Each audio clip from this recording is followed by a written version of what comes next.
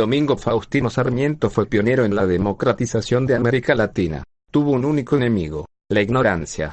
A esta la atacó desde todos los frentes, desde la política y la literatura, desde los viajes y el periodismo, desde la milicia y la educación. Sarmiento y la educación. Educar, su única ambición. Día a día, desde todos los ámbitos y lugares. Desde el periodismo, desde el poder, desde el exilio, desde la literatura. Educar en Buenos Aires y en las provincias, en Chile y en Paraguay, al rico y al pobre, al hombre y a la mujer, al adulto y al niño. Educar. ¿Esa fue acaso su única ambición en la vida? Sus libros, sus polémicas, sus viajes, incluso sus participaciones políticas y militares, parecen reducidos hoy a una serie de estrategias para desterrar un único enemigo íntimo: la ignorancia. ¿Cuándo nació esta ambición? Muchos historiadores, y él mismo, la han centrado en su infancia, a los 14 años, en 1825. Por entonces, Bernardino Rivadavia no había llegado aún a la presidencia de la nación. Se desempeñaba, no obstante, en funciones de gobierno y había solicitado que cada provincia enviara a sus 6 mejores estudiantes a Buenos Aires. Becados por el Estado, continuarían allí su instrucción, en el prestigioso Colegio de Ciencias Morales. Rivadavia también pedía que, aunque pobres, los chicos proviniesen de familias decentes. Sarmiento era, claramente, el más aplicado alumno de su provincia. Había sido, incluso, proclamado primer ciudadano de la Escuela de la Patria, la mejor de San Juan y una de las más destacadas del país. Empero, escribe en sus recuerdos de provincia, se despertó la codicia de los ricos, y hubo de formarse una lista de todos los candidatos. Echóse a la suerte la elección, y como la fortuna no era el patrono de mi familia, no me tocó ser uno de los 6 agraciados. Qué día de tristeza para mis padres aquel en que nos dieron la fatal noticia del escrutinio. Mi madre lloraba en silencio, mi padre tenía la cabeza sepultada entre sus manos. Sarmiento, quizá con deliberación, no habla de su dolor, solo del de sus padres. La exclusión, no obstante, lo marcó para siempre. ¿Acaso sintió, entonces, el violento golpe de la injusticia y vivió la opresión que implicaba el no contar con un sistema educativo plural, democrático y no excluyente? Estas ideas las confirmó en adelante, cotidianamente, hasta el final de sus días.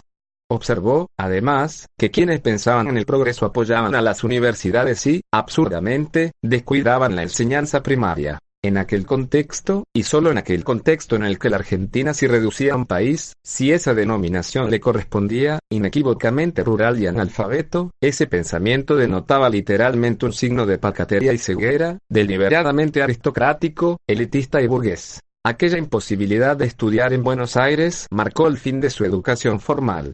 Desde entonces, Sarmiento estudió solo y se abocó a reparar la injusticia vivida. Una mala experiencia, pensaba, permitía identificar dicha injusticia y evitar que se repitiera sobre él o que la sufrieran los otros.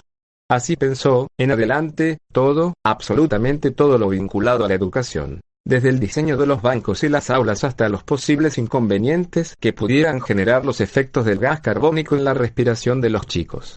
Además de un brillante teórico de la educación, fue, ante todo, un hacedor de sus ideas.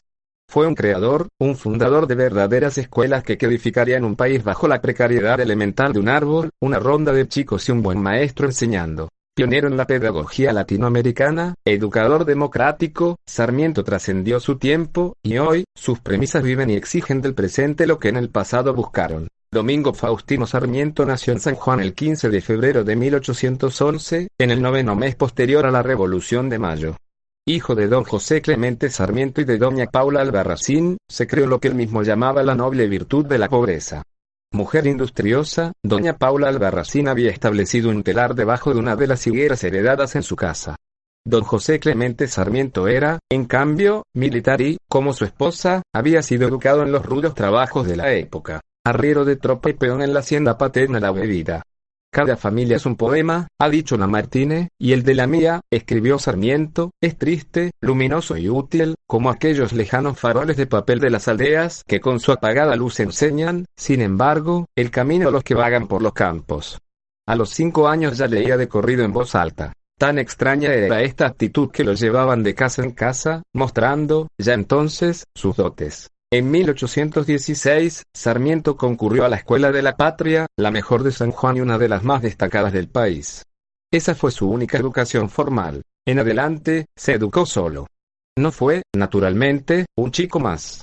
Él mismo lo advertía. No supe nunca hacer bailar un trompo, rebotar la pelota, encumbrar una cometa, ni uno solo de los juegos infantiles a que no tomé afición en mi niñez. A los 15 años, comenzó a enseñar.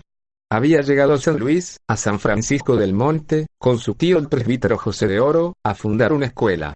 En ella, Sarmiento enseñó a leer y escribir a chicos mayores que él. De regreso en San Juan, empezó a trabajar en una tienda de su tía y, entre cliente y cliente, leía, infatigablemente, la Biblia, historia antigua, literatura. También biografías, en especial, varias veces, la del norteamericano Benjamin Franklin, a quien tomó de ejemplo. En 1829 siguió a su padre a la guerra y se alistó, con 18 años, en las filas unitarias de Nicolás Vega y José María Paz. Derrotado en 1831, en Pilar, por las fuerzas de Facundo Quiroga, escapó a Chile e inició, sin saberlo, el que sería el primero de los muchos exilios en el país vecino. Ese mismo año nació su hija Emilia Faustina, cuya madre fue María Jesús del Canto.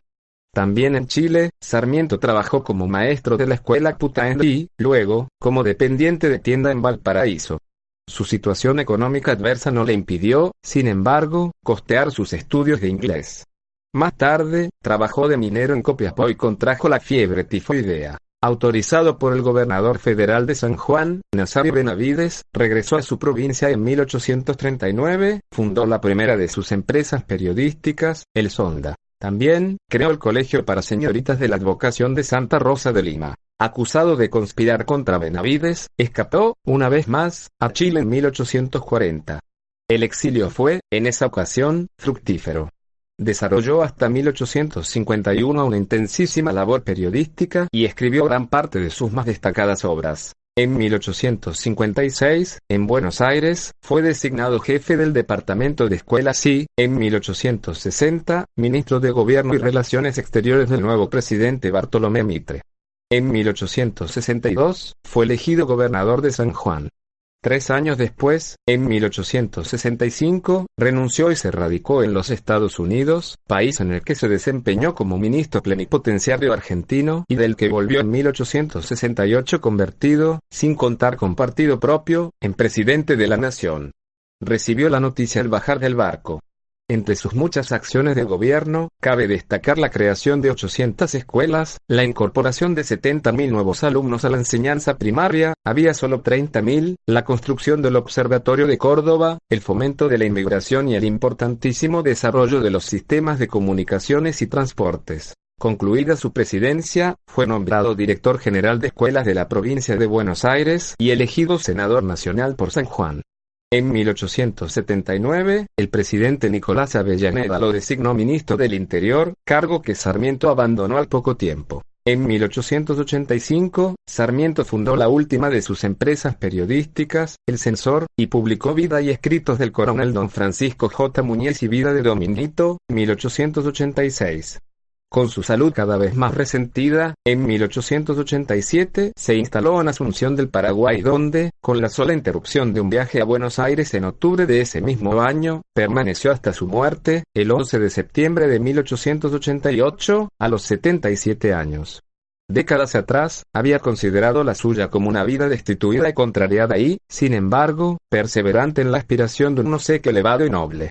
Mientras vivió, nunca pudo, por esa aspiración, disociar su vida de la Argentina. A su país se sintió llamado, a su país se entregó.